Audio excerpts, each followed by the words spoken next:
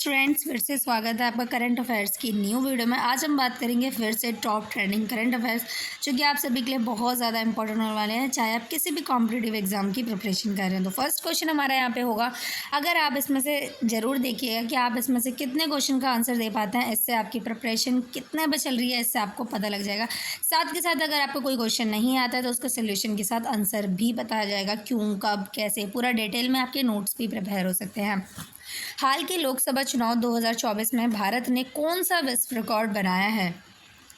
पुनः मतदान की सबसे अधिक घटनाएं, आचार संहिता के उल्लंघन की सबसे अधिक संख्या, बूथ कैप्चरिंग घटनाओं की कुल संख्या सबसे अधिक, मतदाताओं की कुल संख्या सबसे अधिक। मतलब इस बार जो वर्ल्ड रिकॉर्ड है वो किस चीज़ के बेस पे बना है लोकसभा चुनाव 2024 में भारत के अंदर?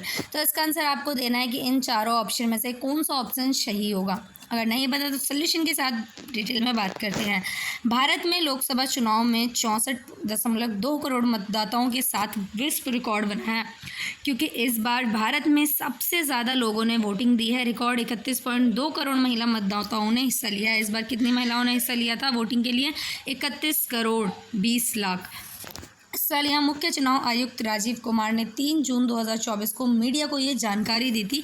अगर आपको देखना है तो उसकी आप डिटेल वीडियो देख सकते हैं न्यूज़ वगैरह कहीं पे भी। नेक्स्ट क्वेश्चन हम देखेंगे, आंध्र प्रदेश के विभाजन के समय हैदराबाद मतलब कैसा था? तो 3 वर्ष, 5 वर्ष, 7 वर्ष या फिर 10 वर्ष? तो वो भी देख लेते हैं। 2 जून 2024 से हैदराबाद आंध्र प्रदेश तेलंगाना की संयुक्त राजधानी नहीं है, जैसे कि आप सभी को ही पता था, क्योंकि जो इसकी डेट रखी गई थी ये चीज़ पहले ही तय हो चुकी थी और डेट रख दिया गया था कि आंध्र प्रदेश जो है हैदराबाद की राजधानी नहीं रहेगा। पर अभी फ़िलहाल उसके जो भी काम है सारे वो आंध्र प्रदेश से होंगे कुछ टाइम तक। 2014 में आंध्र प्रदेश के विभाजन के समय हैदराबाद को 10 साल के लिए तेलंगाना और आंध्र प्रदेश की संयुक्त राजधानी बनाया गया था, जो कि टाइम जो है वो ख़त्म हो चुका है। तेलंगाना का गठन 2 जून 2014 को हुआ था। 2 जून 2024 से हैदराबाद केवल तेलंगाना की राजधानी है, आंध्र प्रदेश की नहीं है। आंध्र प्रदेश पुनर्गठन अधिनियम 2014 के अनुसार हैदराबाद 2 जून 2024 से आंध्र प्रदेश और तेलंगाना की साझा राजधानी नहीं रह गई है, पर अभी फ़िलहाल जो भी काम है वो वहाँ से हो सकते हैं अगर वहाँ से नीड पड़ती है तो। अगला क्वेश्चन हम देखेंगे, निम्नलिखित में से किसने parallel run solver for air force vehicle air thermodynamic analysis विकसित किया है? किसने क्या विकसित किया है? एरो थर्मोडायनेमिक एनालिसिस किसने किया है निम्नलिखित में से पैरेलल आर्यन solar power for air space vehicle के लिए? तो DRDO ने किया है, इसरो ने किया है, बार्क ने किया है या फिर HALM ने किया है? तो इसको देख लेते हैं। इसरो ने वायुगतिकीय इंजन और विश्लेषण के लिए प्रभा सॉफ्टवेयर विकसित किया है। किसने? इसरो ने। इसरो द्वारा parallel run solver for aerospace vehicle air thermodynamic analysis प्रभाव विकसित किया है। ये मेन पॉइंट है जो आपको याद रखना है। सबसे मेन इसमें किसने किया? इसरो ने किया है, DRDO वगैरह ने नहीं किया है। इस सॉफ्टवेयर को इसरो के विक्रम साराभाई अंतरिक्ष केंद्र में विकसित किया गया। किसमें? साराभाई अंतरिक्ष केंद्र में। इसे लॉन्च वाहनों, पंख वाले और बिना पंख वाले पुनः प्रवेश वाहनों पर भारी और आंतरिक प्रभाव का अनुकरण करने के लिए विकसित किया गया है। ये भी साथ के साथ आपको बता दिया गया है कि इसके क्या बेनिफिट्स होने वाले हैं। इसरो के अनुसार लॉन्च वाहनों के लिए प्रारंभिक वायुगतिकीय डिज़ाइन अध्ययन बड़ी संख्या में विनाशों के मूल्यांकन की मांग करते हैं। अगला क्वेश्चन हम देखेंगे, स्कूल शिक्षा विभाग ने राष्ट्रीय ई पुस्तकालय के लिए एक संस्थागत ढांचे के लिए किसके साथ हाथ मिलाया? राष्ट्रीय डिजिटल मिशन के साथ, नेशनल बुक ट्रस्ट के साथ, केंद्रीय माध्यमिक शिक्षा बोर्ड के साथ या फिर राष्ट्रीय अनुसंधान और परीक्षण परिषद के साथ? किसके साथ हाथ मिलाया था ई पुस्तकालय के लिए? स्कूल शिक्षा विभाग ने।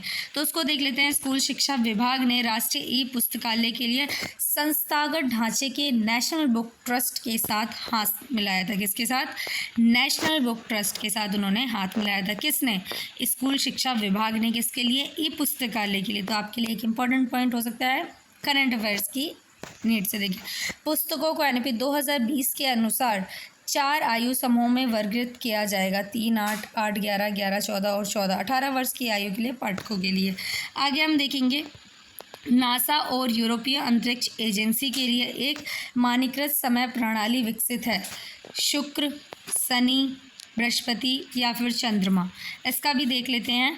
नासा और यूरोपीय अंतरिक्ष एजेंसी चंद्रमा के लिए आर्टेमिस कार्यक्रम के तहत नासा और यूरोपीय अंतरिक्ष एजेंसी से ये प्रयास आर्टेमिस कार्यक्रम है और भविष्य के लिए चंद्र अन्वेषण की इसका मुख्य उद्देश्य क्या है कि विभिन्न देशों और निजी संस्थानों के लिए लूनर टाइम जोन की स्थापना अंतर्राष्ट्रीय सहयोग को बढ़ावा देगी। अगला हम यहाँ पे देखेंगे करंट अफेयर से रिलेटेड। रुचिरा कंबोज 35 साल की सेवा के बाद सेवानिवृत्ति हो गई, वह निम्नलिखित में से किसमें भारत की स्थायी प्रतिनिधि थी? संयुक्त राज्य अमेरिका में, संयुक्त राष्ट्र में, विश्व बैंक में या फिर यूनाइटेड किंगडम में? किसमें थी? तो रुचिरा कंबोज 35 साल की सेवा के बाद सेवानिवृत्त हो गई। सबको पता है रुचिरा कंबोज संयुक्त राष्ट्र में भारत की स्थायी प्रतिनिधि थी। किसमें? संयुक्त भारत में। वह भारत की पहली महिला संयुक्त राष्ट्रीय राजदूत थी। वो भारत की पहली महिला थी जो संयुक्त राष्ट्र राजदूत बनी थी। वह 1987 में भारतीय विदेश सेवा में शामिल हुई। उन्होंने 2 अगस्त 2022 को औपचारिक रूप से न्यूयॉर्क में भारत के स्थायी प्रतिनिधि राजदूत का पद संभाला।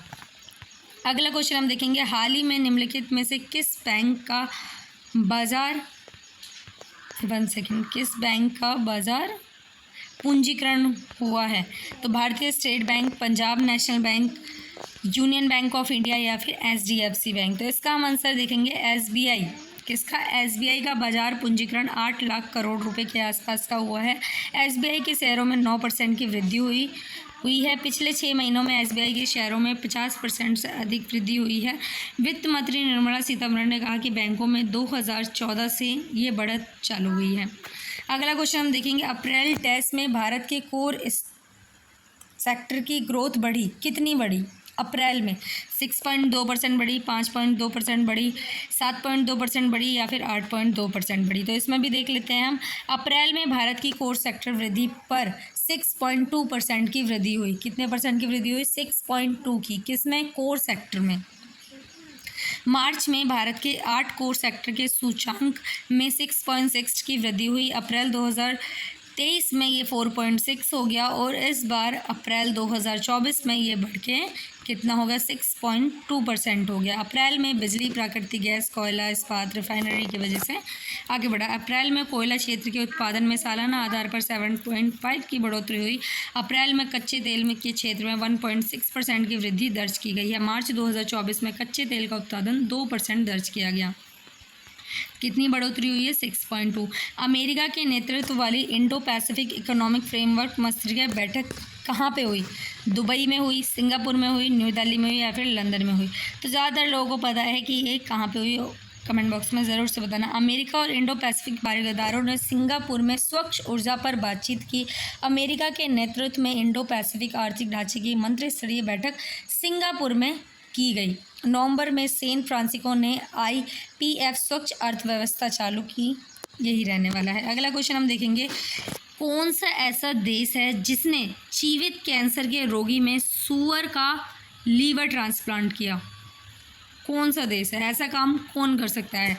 भारत, चीन, अमेरिका या रूस? तो ज़्यादा लोगों को आइडिया लग गया होगा मेरी तरफ से, जैसे कि मुझे पता है चीन ने।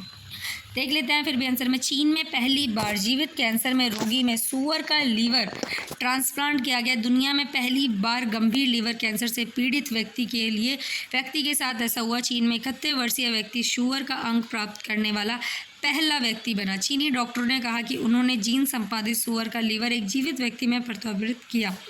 इसे जेनो ट्रांसप्लांटेशन प्रक्रिया में एक महत्वपूर्ण मोड़ माना जाएगा और फिर इसके बाद शायद और भी आगे इससे भी बढ़िया हो।